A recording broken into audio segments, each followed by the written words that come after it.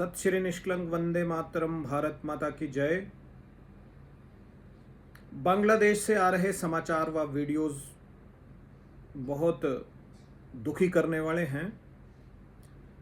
पहले दिन से हमने इसका पुरजोर विरोध किया और अपना विरोध भी जताया और हिंदुओं को जागने का आह्वान भी करते हैं। कुछ लोगों को हमारी बात समझ आती है, कुछ लोग बुरा मान जाते हैं। हमारे देवी देवताओं ने ये अस्त्र शस्त्र जो अपने हाथ में पकड़े हैं, विभिन्न कथाओं में भी ये वर्णन आपको बार बार सुनाया जाता है कि देवताओं ने ये अस्त्र शस्त्र धर्म की रक्षा के लिए सांकेतिक रूप से तुम्हें ये दिखाने के लिए अपने हाथ में ले रखे हैं कि जब जब धर्म की हानि हो या जब जब तुम पर कोई संकट आए, वैसे तो अहिंसा परमो धर्मा, अहिंसा ही हमारा धर्म है, लेकिन धर्म की हानि जहाँ होती दिखे या धर्म के आधार पर तुम्हें कोई चिन्हित करके तुम्हारे पर हानि करने का प्रयास करे तो हिंसा जरूरी है, हिंसा आवश्यक हो जाती है। तो हिंदुओं को जागने की आवश्यकता है और अपने नैरेटिव बदलने की आवश्यकता है। वो समय चला गया जब तुम्हें एक गाल पर चांटा पड़े तो दूसरा गाल आगे कर देना चाहिए, ये सिखाने वाले भी चले गए और ये गलत नैरेटिव था।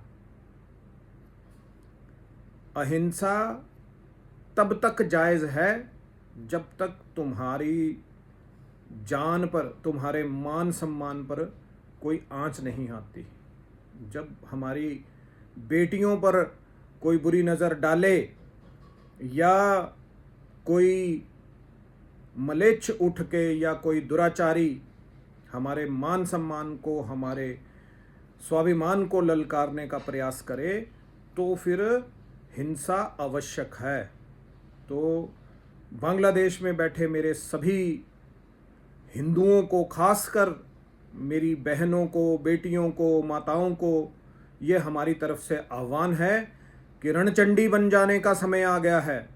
उठो और रणचंडी बन जाओ, अपनी सोई हुई शक्ति को याद करो और मैदान में उतरकर इन राक्षसों का वध करो। तुम्हारे अंदर माँ दुर्गा का वास है, तुम्हारे अंदर रणचंडी का वास है, तुम्हारे अंदर शमशान काली का वास है। उठो, जगाओ उस शक्ति को और स्वयं की रक्षा खुद करो, कोई नहीं आएगा। किसी के भरोसे मत बैठो। भारतवर्ष की सरकार को बारंबार ये हमारी तरफ से सुझाव भी है और विनती भी है कि भाई सीए का कानून तुम लोगों ने बनाया, बहुत अच्छा है, और उस कानून के तहत जो बांग्लादेश से विस्थापित होकर हिंदू भारतवर्ष में आना चाहते हैं उनका स्वागत करके उनको सीए के तहत उनका संरक्षण किया जाए।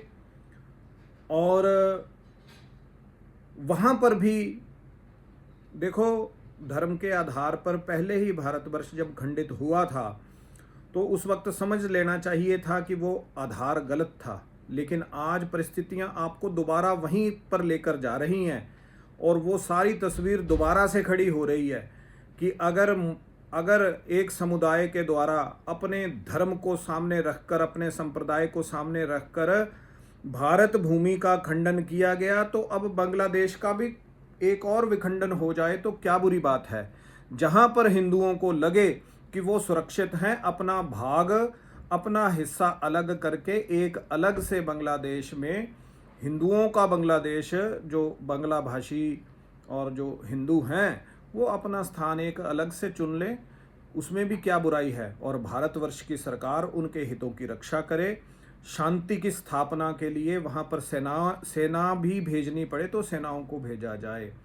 और समस्त भारतवर्ष के हिंदू तुम्हारे साथ हैं। मेरे बांग्लादेश के जितने भी हिंदू हैं वो बिल्कुल भी किसी तरह से घबराएं ना और इस विकट स्थिति का सामना स्वयं करें, शस्त्र उठाएं। शस्त्र और शास्त्र का पालन करने का आदेश हमारा धर्म हमें देता है। तो स्वयं की रक्षा करें। जब तक कि कोई बाहरी आपसे भारतवर्ष की तरफ से जब तक कोई सहायता आपके पास ना पहुंच जाए, तब तक अपनी बहन बेटियों की, अपने मान सम्मान की रक्षा करना तुम्हारा अपना दायित्व है। तुम कोई कबूतर नहीं हो, छोटे से कोई हो नहीं, बाज हो तुम, बाज, शेरों के शेर हो। और माताएं बहनें भी अपने अंदर की दुर्गा को जगाएं और स्वयं की भी रक्षा करें और अपने बच्चों की भी रक्षा करें। इन्हीं शब्दों के साथ वंदे मातरम, भारत माता की जय, हर हर महादेव।